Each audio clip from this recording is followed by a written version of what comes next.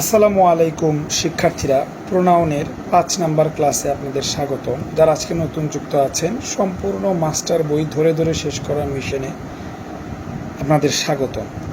শিক্ষার্থীরা, সম্পূর্ণ মাস্টার বই আলহামদুলিল্লাহ এভাবে ধরে ধরে শেষ করানো হয়। বিগত দিনে আমরা 4 নাম্বার ক্লাস করেছিলাম প্রোনাউনে, দেখতে পাচ্ছেন, এবং সেখান থেকে আমরা অনেক গুরুত্বপূর্ণ তথ্য জেনেছি। আজকে প্রোনাউনের 5 নাম্বার ক্লাস সম্পূর্ণ মাস্টার বই ধরে ধরে শেষ করার মিশনে আমরা ক্লাস করতেছি। আজকে 209 এর পর থেকে শুরু হবে। শিক্ষার্থীরা দেখে নেন, 210 থেকে শুরু হবে। তার আগে আমার বিশেষ একটা নোট রয়েছে।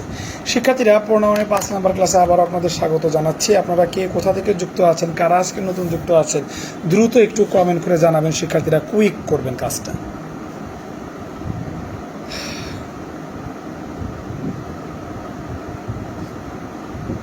ওকে শিক্ষার্থীরা, আপনারা কাজটা করতে থাকুন, আমরা ক্লাস এগিয়ে নিয়ে যেতে থাকি। শিক্ষার্থীরা, আজকে অফের 7 কাহন হয়েছে, অফের 14 গোষ্ঠী শেষ করে দেবো ইনশাআল্লাহ। ওয়াফ না ওয়ান অফ।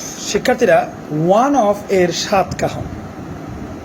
প্রথমত আমরা টিচাররা আপনাদের মুখস্থ করায় কিংবা বইতে মুখস্থ করায়, ওয়ান অফ থাকলেই এরপরে নাউনটা প্লুরাল হবে কিন্তু ভার্বটা সিঙ্গুলার হবে। ফর এক্সাম্পল, আমরা জানি উই এর পরে আর হয়, আশা করি স্ক্রিনটা দেখতে পাচ্ছেন, এবং হি এর পরে ইজ হয়, কিন্তু ওয়ান অফ থাকলে যেন জিনিসটা চেহারাটাই উল্টা।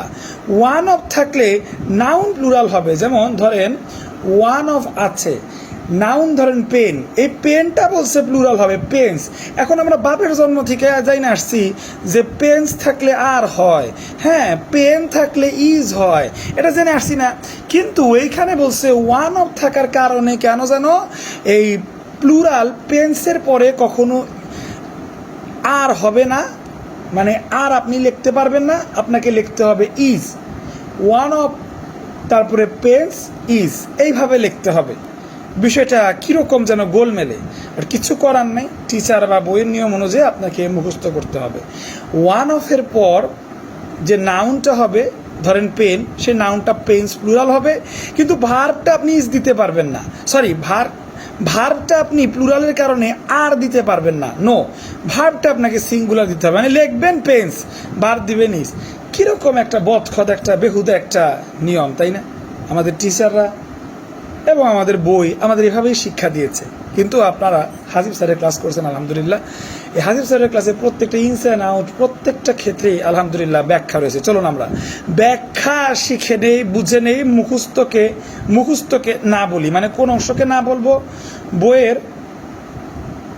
বইয়ে তো এই যে দিছে, এই যে one of, no one of, every one of, one of, এই অংশকে আমরা না বলি। ঠিক আছে, এই অংশকে আমরা না বলি। দেখেন যেটা বলছি সেটাই লিখছে, প্রোনাউন প্লুরাল কিন্তু ভার্ব হবে সিঙ্গুলার। ঠিক আছে, প্লুরাল নাউন কিন্তু সিঙ্গুলার ভার্ব, এইভাবে উদাহরণ দিছে। তো আমরা এই মুখস্থ অংশকে, বইয়ের অংশকে না বলবো, হাজিব স্যারের ব্যাখ্যায় চলে যাব। আজকে ওয়ান অফের 7 কাহিনী হচ্ছে আমাদের টপিকের মূল বিষয়বস্তু।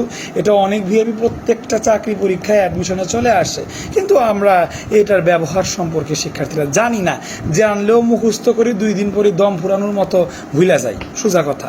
সেইটার ব্যাখ্যা আজকে আমরা পড়তে যাচ্ছি শিক্ষার্থীরা। Common sense.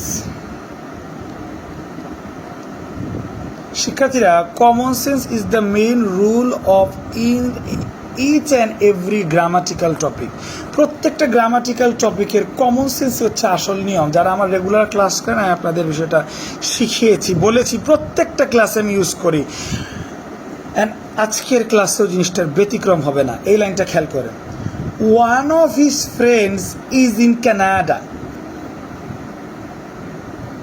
One of his friends is in Canada. One of থাকার কারণে একজন বলা সত্ত্বেও একজন না হয়ে ফ্রেন্ডস প্লুরাল হয়েছে। আবার ফ্রেন্ডস প্লুরাল হয়েছে, ভালো কথা, তাহলে আর বসবে, আর না বসছে ইজ। এইরকমটা হওয়ার কারণ কি? দেখেন, হাজিব স্যারের কাছে আসছেন, ভেরি সিম্পল। এরকমটা হওয়ার কারণ আমরা কমন সেন্স ইউজ করবো। কমন সেন্স ইউজ করে এই গ্রামারটাকে আমরা ক্র্যাক করব। দেখেন, আপনি লাইনটার বাংলা করেন, মানে এই যে লাইনটা আছে না, one of his friends is in Canada, এই লাইনটা আপনি বাংলা করেন। এই লাইনটা যদি আমরা বাংলা করি, এই যে এই লাইনটার বাংলা করি, তাহলে এই লাইনটা দেখতে পাবেন। শিক্ষার্থীরা খেয়াল করেন, আমার বন্ধুদের মধ্যে একজন কানাডা থাকে। ধরেন আমি চাকরি পাইলাম, আলহামদুলিল্লাহ, মিষ্টি খাওয়া খাইলাম, চাকরি ক্ষেত্রে গেলাম, নতুন নতুন কলিগ হলো, কলিগদের বললাম জানেন ভাই সাহেব, আমার বন্ধুদের মধ্যে যারা আমার ইউনিভার্সিটি ফ্রেন্ডস ছিল, ওই বন্ধুদের মধ্যে একজন কিন্তু রিসেন্টলি কানাডা গেছে আইএলটিএস করে। দেখেন, বন্ধু কিন্তু অনেকগুলো, বন্ধু কিন্তু অনেকগুলো, কিন্তু তাদের মধ্যে কয়জন গেছে? একজন। এই হচ্ছে শিক্ষার্থীরা কাহিনী। আমার বন্ধু তো একজন না, বন্ধু তো অনেক, যার কারণে ফ্রেন্ডস বন্ধুদের মধ্যে কানাডা গেছে কয়জন? একজন কানাডা গেছে বা কানাডা থাকে।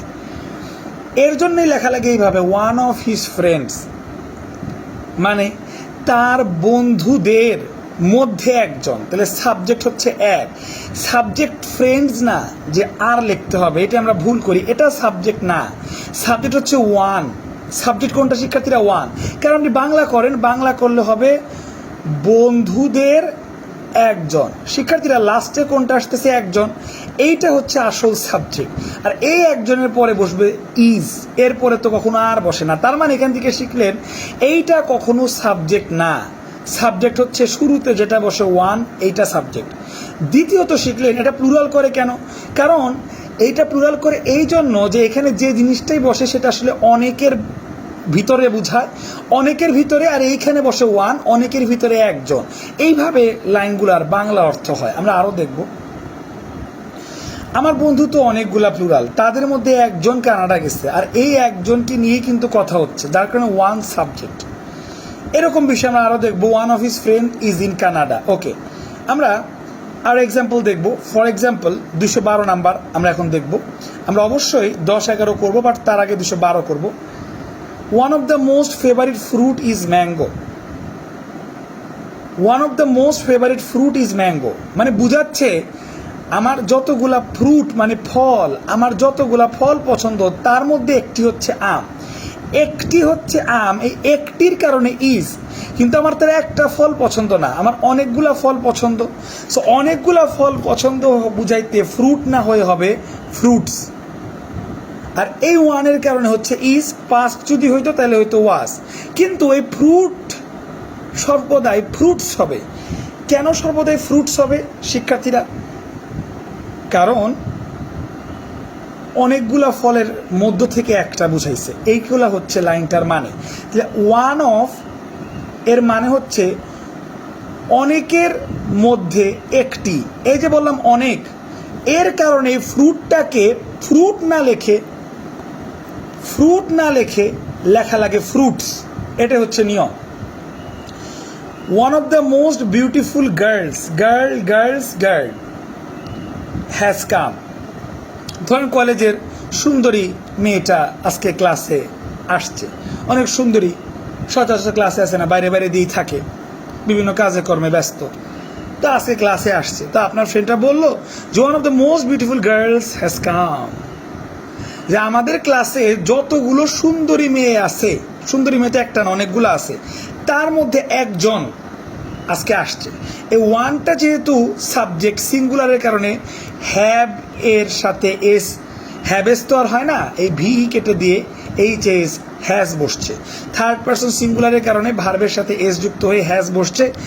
আর শিক্ষার্থীরা যেহেতু সুন্দরী মেয়ে অনেক আছে তার কারণে গার্লস হয়েছে।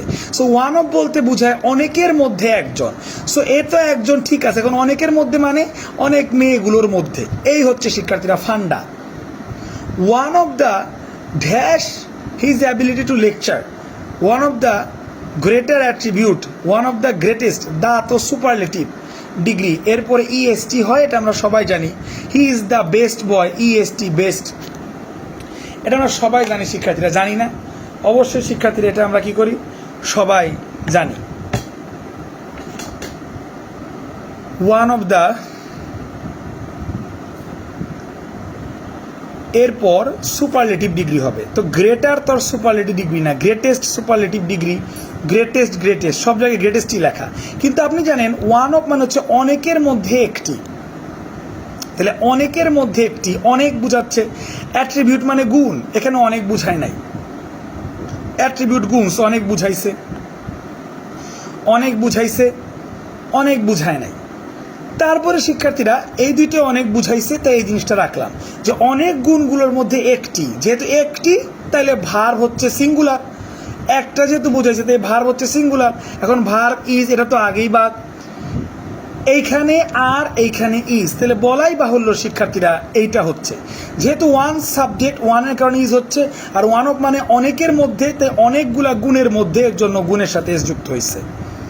শিক্ষার্থীরা অনেকগুলো সমস্যার মধ্যে একটি, তাই প্রবলেমের সাথে এস যুক্ত হয়েছে, আর ওয়ান যেহেতু শিক্ষার্থীরা এক বুঝাচ্ছে তাই এর জন্য এর সাথে কি যুক্ত হয়েছে, ইজ যুক্ত হয়েছে।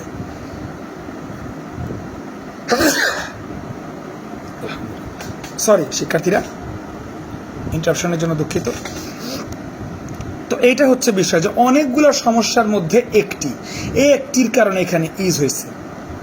দেখেন এত ভিআইপি ক্যান রে ভাই, এত জায়গায় আসছস ক্যান, 3 লাইন হয়ে গেছে, just look at the amount. But আমাদের কাছে এগুলো নস্যি, কোনো ব্যাপারই না। ওয়ান অফ আছে মানে অনেকের মধ্যে হবে অনেক, অনেক অনেক নাই অনেক, এইটা বাদ দিয়ে সবগুলোর সাথে অনেক আছে। অনেকের মধ্যে একজন, যেহেতু একজন তাহলে ইজ হবে, এখানে ইজ নাই, এইখানে ইজ আছে, এটা হতে পারে, এখানে আর তো বুঝাই গেলে এটা হবে। হ্যাঁ, এত জায়গায় আসছস, কিন্তু হাসিল স্যারের সামনে তারা জিরো। দেখেন শিক্ষার্থীরা, আর আমার স্টুডেন্টের সামনে এরা জিরো। আপনি কিন্তু পেরে গেছেন আলহামদুলিল্লাহ, কিছু পড়াও লাগলো না। ওয়ান অফ মানে অনেকের, তাহলে অনেক কাজিনস, কাজিন কাটা, অনেক কাজিনের মধ্যে একজন বুঝাইতে সিঙ্গুলার হয়, তাহলে সিঙ্গুলার এই ইজ আছে, আর কিছু দেখাই লাগতেছে না। শিক্ষার্থীরা ওয়ান অফ মানে অনেক বন্ধু, এই যে অনেক বন্ধু, আর অনেক বন্ধু নাই, অনেক বন্ধুর মধ্যে একজন যেহেতু বুঝাইছে থার্ড পারসন, আর থার্ড পারসন সিঙ্গুলার হলে ভার্বের সাথে এস যুক্ত হয়, এই দেখেন এস যুক্ত আছে, দেখেন রাইট। শিক্ষার্থীরা one of my best friend is getting married today, আমার অনেক ভালো বন্ধুর মধ্যে একজন, তাহলে ফ্রেন্ডস হবে, দেখেন 3টার সাথে এস আছে, যেহেতু ওয়ান শিক্ষার্থীরা, ওয়ান মানে কি শিক্ষার্থীরা সিঙ্গুলার, তো এর সাথে সিঙ্গুলার ভার্ব যাবে, ইজ। হ্যাঁ, তাহলে তো one of my best friends is getting married today, is getting married, ইজের পরে ভার্বের ভিতরি হয়, গেটিং ম্যারিড টুডে, সো বুঝাই যাচ্ছে এটা হবে। শিক্ষার্থীরা আসেন আমরা পরবর্তীটা চেক করি। ওয়ান অফ মাই অনেকের মধ্যে তাহলে ব্যাগস অনেক, ঠিক আছে, আর এই দুইটা কিন্তু ঠিক নাই, যেহেতু ব্যাগস অনেক ঠিক আছে, যেহেতু ব্যাগস অনেক মানে কি শিক্ষার্থীরা ঠিক আছে, তাই না? তার মানে কি সিঙ্গুলার হবে ভাই, এত ভয়ের কি আছে? দেখেন এই যে ওয়াজ শেষ, ওকে। ওয়ান অফ দ্য মেজর, যেহেতু অনেকগুলা বুঝাইছে তাহলে প্রবলেমস হবে, এর সাথে তো আর হয় না, কারণ সাবজেক্ট এটা না, সাবজেক্ট হচ্ছে ওয়ান, তার সাথে গেল is. Last year one of the major problems is, একদম মিলে গেছে, প্রবলেমস ওয়াজ, সরি লাস্ট ইয়ার বলছে রে ভাই, আমি খেয়াল করিনি, সরি। এটাও সিঙ্গুলার, দুইটাই সিঙ্গুলার, ঠিক আছে। এটা তো প্রবলেমকে প্লুরাল করে নাই, হয় নাই, প্রবলেমকে প্লুরাল করছে হ্যাজ বিন, তো স্ট্রাকচারে নাই, তাইলে সিঙ্গুলার লাস্ট ইয়ার বলেছে দেখি ওয়াজ হবে, আর হ্যাজ বিন হইলেও হইতে পারতো, but it's in the present form, এটা প্রেজেন্ট ফর্মে আছে, so there is no chance, এর কোনো চান্সই নেই। তো শিক্ষার্থীরা আপনাদের ওয়ান অফের 7 কাহন শেষ করাইলাম, আর এইগুলা 210, 11 এগুলো নিজেরাই পারবেন, একটু দেখে নিন। বাট ওয়ান অফের যে 7 কাহন, যেটা টার্গেট ছিল আজকের ক্লাসে, আলহামদুলিল্লাহ this target has been fulfilled. শিক্ষার্থীরা আমরা ওয়ান অফের 7 কাহন দেখলাম, এবার ওয়ানের একটা ছোট বিষয় আমরা একটু দেখব। আমি যদি বলি হি ইজ হার ব্রাদার, সে হয় ওই মেয়েটার ভাই, তাহলে হার। শিক্ষার্থীরা শি এর পজিটিভ কি? হার, তাই না? অনেক সময় সাবজেক্ট ওয়ান থাকে, one is responsible for the act, one is responsible for the act মানে কি শিক্ষার্থীরা একজন এই কাজের জন্য দায়ী। One is responsible for the act, একজন এই কাজের জন্য দায়ী। One is responsible for act, একজন এই কাজের জন্য দায়ী, এরকমটা বলা আছে। One is responsible for the act, একজন এই কাজের জন্য দায়ী, তাহলে একজন। এখন ওয়ানের যদি পজিটিভ কেস হয় তখন শিক্ষার্থীরা সেটা হবে ONE', এটা মনে রাখবেন, এটা মুখস্থ করে ফেলবেন যে ওয়ানের পজিটিভ হচ্ছে ওয়ান্স, এটা মুখস্থ করে ফেলবেন। কেমন? যদি মুখস্থ করে ফেলেন, one should take care one's health, একজনের উচিত ওয়ান্স তার নিজের তাই করা। ওয়ান যেহেতু সাবজেক্ট তো এগুলা তো আর আসবে না। ওয়ান যেহেতু সাবজেক্ট তাহলে ওয়ান্স হবে, কমন সেন্স, এটা জাস্ট খালি মুখস্থ করতে হবে আর কিচ্ছু না। তারপরে ওয়ান যেহেতু সাবজেক্ট তাই ওয়ান্স হবে, ফাইন। দেখা লাগতেছে না এত জায়গায় আসস কেন ভাই, হাসিব স্যার আছে না তোদের একদম শেষ করে দিবে। দেখেন ওয়ান যেহেতু সাবজেক্ট তাই দেখেন ওয়ান্স, দ্যাটস ইট। ওয়ান যেহেতু সাবজেক্ট তাই দেখেন ওয়ান্স। একটা পড়েই শোনাই, ওয়ান মাস্ট ফলো ওয়ান্স